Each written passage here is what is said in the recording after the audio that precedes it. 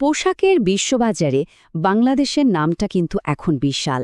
বিশ্বের দ্বিতীয় বৃহত্তম রপ্তানিকারক হিসেবে বড় বড় সব আন্তর্জাতিক ব্র্যান্ডের কাছে এটা একটা ভরসার নাম। তো চলুন আজ এই পাওয়ার হাউসের ভেতরে একটু ঢুমারা যাক, দেখা যাক এর আসল রহস্যটা কি। শুরুতেই একটা সংখ্যা বলি, যা শুনলে একটু চমকে যেতে হয়।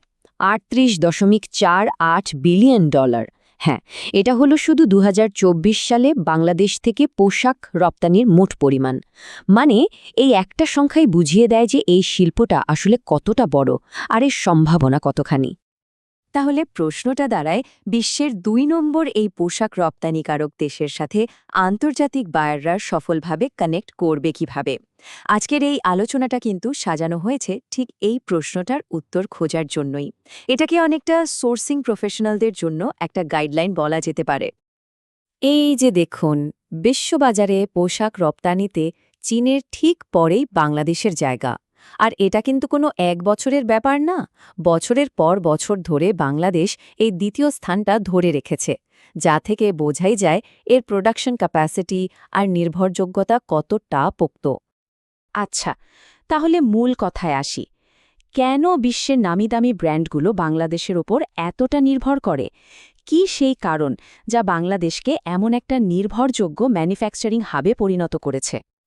দেখুন, বাংলাদেশের সাফল্যের পেছনে আসলে কয়েকটা বড় কারণ আছে।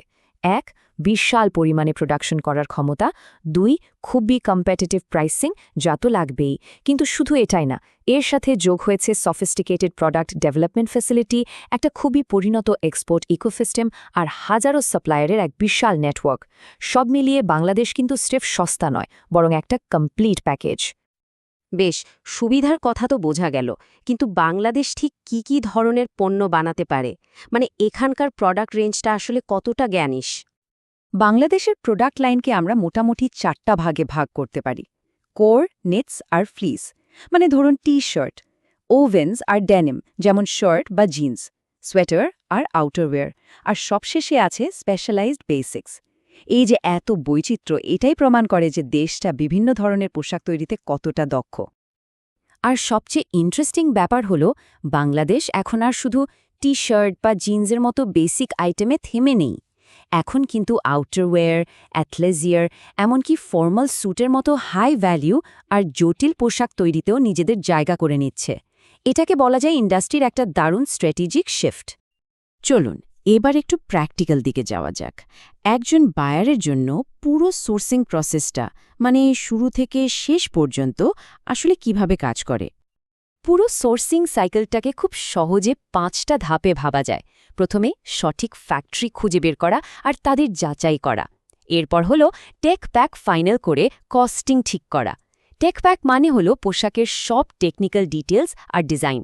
এর পরের ধাপে আসে স্যাম্পলিং আর অ্যাপ্রুভাল, তারপর মেন প্রোডাকশন আর কোয়ালিটি ইন্সপেকশন, এবং একদম শেষে লজিস্টিক্স ও শিপিং। এই ধাপগুলো ফলো করলে পুরো ব্যাপারটা অনেক অর্গানাইজড থাকে। এখন যে প্রশ্নটা আসে তা হল, সঠিক ম্যানুফ্যাকচারিং পার্টনারের সাথে কানেক্ট করার বেস্ট উপায়টা কি? এই পথে সফল হতে গেলে কোন জিনিসগুলোতে সবচেয়ে বেশি নজর রাখা উচিত? এখানে কিছু কমন ভুল আর সেরা প্র্যাকটিসের একটা তুলনা দেয়া যাক। যেমন, একটা খুব সাধারণ ভুল হলো এমন একটা ফ্যাক্টরি বেছে নেয়া যারা ওই নির্দিষ্ট প্রোডাক্টটা বানানোর জন্য স্পেশালাইজড না। অন্যদিকে বেস্ট প্র্যাকটিস হলো স্পেশালাইজেশন অনুযায়ী ফ্যাক্টরি ফিল্টার করা আর নিরপেক্ষ কোনো থার্ড পার্টির মাধ্যমে ইন্সপেকশন করানো। এই ছোট ছোট পার্থক্যগুলো জানা থাকলে কিন্তু অনেক বড়সড় ভুল এড়িয়ে যাওয়া সম্ভব। এখানে একটা খুব সময় উপযোগী তথ্য আছে। সম্প্রতি রয়টার্সের একটা রিপোর্টে বলা হয়েছে, যুক্তরাষ্ট্রের সাথে একটা নতুন বাণিজ্য চুক্তির কথা চলছে, যেখানে ট্যারিফ কমানোর একটা সম্ভাবনা আছে। এটা যদি সত্যি হয়, তাহলে ইউএস বায়ারদের জন্য এটা একটা বিরাট সুযোগ। আর এখনই সোর্সিং শুরু করার জন্য একটা বড় কারণও বটে। এত কিছুর পর এটা বলাই বাহুল্য যে এই পুরো জটিল প্রক্রিয়াটা সামলানোর জন্য একজন স্থানীয় বিশেষজ্ঞ বা পার্টনার অন দ্য গ্রাউন্ড থাকাটা খুবই জরুরি। কিন্তু প্রশ্ন হল, সেই নির্ভরযোগ্য পার্টনার কে হতে পারে? ট্রেড অ্যান্ড ইনভেস্টমেন্ট বাংলাদেশ বা টিএনআইবি এর প্রতিষ্ঠাতা মো জয়নাল আবেদিন একটা দারুণ কথা বলেন। তিনি বলেন, টিএনআইবি শুধু একজন বিজনেস কনসালটেন্ট না, আমরা সাস্টেনেবল গ্রোথের পথে একজন লং টার্ম পার্টনার। এই একটা বাক্যেই কিন্তু তাদের কাজের ধরনটা পরিষ্কার হয়ে যায়। তাহলে টিএনবিএ আসলে কি করে? সোজা কথায় এটা একটা প্রফেশনাল বিজনেস কনসালটেন্সি আর ট্রেড ফ্যাসিলিটেশন ফার্ম। তারা বিদেশি বায়ারদের জন্য স্ট্র্যাটেজিক পার্টনার হিসেবে কাজ করে, মানে সঠিক সাপ্লায়ার খুঁজে দেওয়া থেকে শুরু করে তাদের ক্যাপাবিলিটি ভেরিফাই করা আর মাঠে থেকে পুরো প্রোডাকশন প্রসেসটা ম্যানেজ করতে সাহায্য করে। টিএনআইবির মূল সার্ভিসগুলো হল ক্রেতা বিক্রেতার মধ্যে ম্যাচমেকিং করা, সাপ্লায়ারদের সব দিক থেকে যাচাই করা, মার্চেন্ডাইজিং কোঅর্ডিনেশন অর্থাৎ স্যাম্পল থেকে প্রোডাকশন পর্যন্ত পুরো প্রক্রিয়াটা সামলানো এবং সবশেষে কোয়ালিটি ম্যানেজমেন্ট নিশ্চিত করা। এই সার্ভিসগুলো থাকায় বায়ারদের জন্য পুরো ব্যাপারটা অনেক সহজ হয়ে যায়। এই প্রতিষ্ঠানের নেতৃত্বের পেছনেও কিন্তু রয়েছে বিশাল অভিজ্ঞতা। এর প্রতিষ্ঠাতা জনাব মোহাম্মদ জয়নাল আবেদিন তার ক্যারিয়ারে এফবিসিসিআই, এসএমই ফাউন্ডেশন এবং ডিসিআইআই এর মতো দেশের টপ ট্রেড বডিগুলোতে কাজ করেছেন। এই অভিজ্ঞতায় তার প্রতিষ্ঠানকে একটা আলাদা গভীরতা দিয়েছে। তাদের কাজের সবচেয়ে বড় প্রমাণ তো তাদের ক্লায়েন্টরাই। যেমন কানাডার ক্যানবিজ ইনকর্পোরেটেডের প্রতিষ্ঠাতা ও সিইও মুস্তাফিজুর রহমান বলছেন, টিএনআইবির স্ট্র্যাটেজিক ইনসাইট, মার্কেট সম্পর্কে গভীর জ্ঞান আর তাদের হ্যান্ডস অন সাপোর্ট বাংলাদেশে আমাদের বিজনেসকে শক্তিশালী করতে দারুণভাবে সাহায্য করেছে।